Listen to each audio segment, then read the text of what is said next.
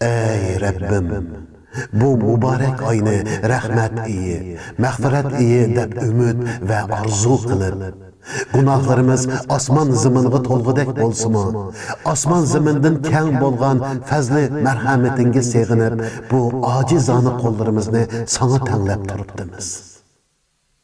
Tövbe işiginde öz bendeligimizni, acizliğimizni, qulluqimizni bildirib turibdimiz. Bizni afu qilgin, bizni kechirgin, bizni mag'firat qilgin ya Rabbim. Bu mübarek ayda bütün dünya Müslümanlarının qatarida Şarkı Türkistan'da zulüm çekivatkan mazlum xalqimizning ibadetki talpinivatkan qalbidagi istaklerini ibadet qilguvchilar bilan bir qatarda qilgin, ham bizdek erkin dunyoda yashab turibmi vatandagi qarindoshlari uchun hech ish qilib berolmayotgan bandalaringning qilgan ibodatlarini qabul qilgin ya Rabbim. Vatandagi urug' tuqqanlarimiz Xitoyning jazo lagerlarida o'ldirilib, jasadlari ko'ydirilib yo'q qilinyapti. Yüzligen, minglagan, 10 minglagan qizlarimiz ichkiri o'lkalarga xupiyan elib ketilib, ipat nomuslari dafsanda qilinyapti. Vatandan har kun sizlar nima qilyapsizlar, tayyorlig'inglar putdimi degan sadolar kelyapsimi, biz ularga ega chiqolmadik. Nomuslarımızı aklayalmadık. Ey Rabbim, dualarımızı icabet kılgın, bizni keçirgin, bizni afu kılgın, bizge rahim kılgın ya Rabbim. Bizlerni ümmet deb, ümmetni unutkan millet deb, özünün hali bilen milletini, kimligini unutkanlarının qatarda emas, milletini qadirlaydigan, kimligini her zaman unutmaydiganlardan kılgın. Sen bizni unutmagın. Sen bizni unutmagın ya Rabbim. Sen bizni öz halimizga taşlap koymagın. Çünkü sen bizni yarattın. Bizge iyi bolğuçsan. Bugün bütün dünyanın esinden götürülgen Şarkı Türkistan'ı ve o yerde sana 1000 yıllardan beri kulluk keltirivatkan bendelerini unutmagın ya Rabbim. Vatanımız Şarkı Türkistan'da zulüm çekivatkan milyonlarca mazlum xalqimizni özün qutquzmasan, bizning zalimga qarshi kuchimiz yetmedi. Biz aciz kelib qoldik. Bizga kuch-quvvat bergin, qadamlarimizni jang maydonlarida mustahkam qilgin. İçimizden zulümga qarshi kelalaydigan erkeklarni ko'plab chiqarib bergin. Mustamlika ostida yo'qolayotgan mazlum xalqimizni kafir qavmning qo'lidan pat arda qutulishga nasib qilgin ya Rabbim. Bizdek çaresiz qalgan, zulm ostida payg'ambarga ergishishdan mahrum qilingan millatni uning ummatlarining qatoridan chiqarib etmagin. Senden ötünüp sorayımız ki analarımızga dozaqni haram qilgin. Farzandlardan ayrılgan, ularning derdide kechkunduz sana dua qilib yig'layotgan şu çaresiz analarımızning dualarını icabet qilgin. Pat fursatda şu analarimizni farzandlari bilan jam bo'lishga nasib qilgin. Ularni jannatlaringning aziz mehmonlari qatorida qilgin. Ularga rahmetini ziyoda qilgin ve bizlerni ularning umidini aqlaydigan, ularni rozi qila oladigan solih farzandlardan qilgin.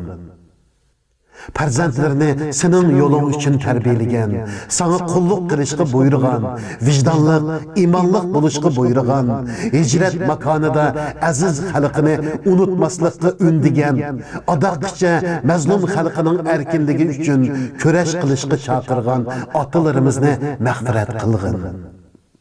Ularning xatolarini, gunohlarini afu qilgin.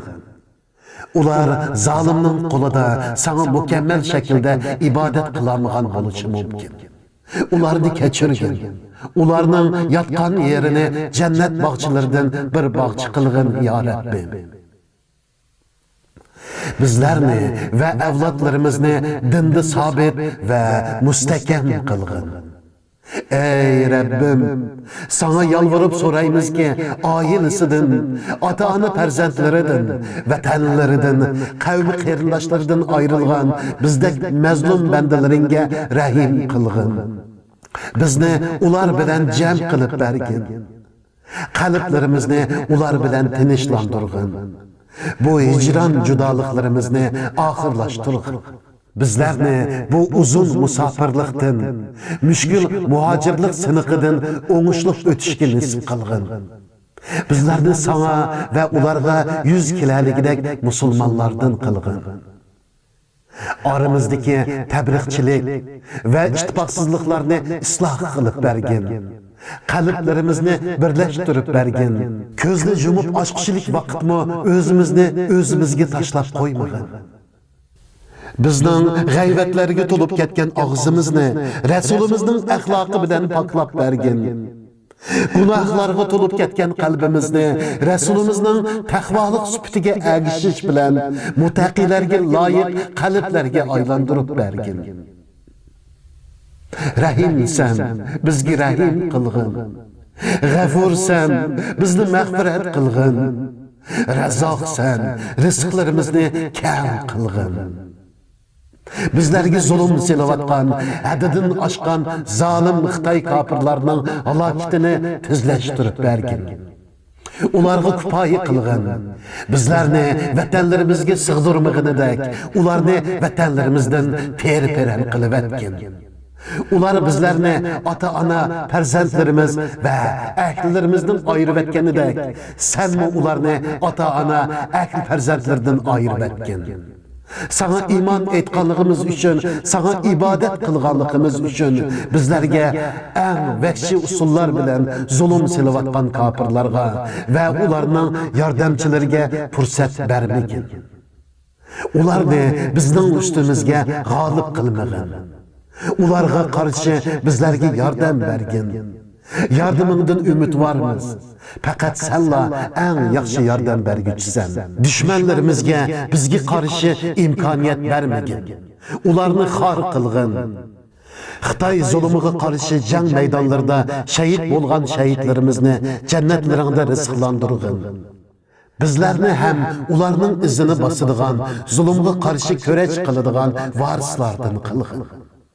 Vatanda bizga umid bog'layotgan mazlum xalqimizning hurligi uchun kurash yo'liga bizlarni tanlagin. Bu yo'lda har vaqt qadamlarimizni mustahkam qilib bergin. Muhojirat yo'ldagi qiyinchiligimizni oson qilgin. Zulmga qarshi kurashda bizga g'alaba ato qilgin. Amin.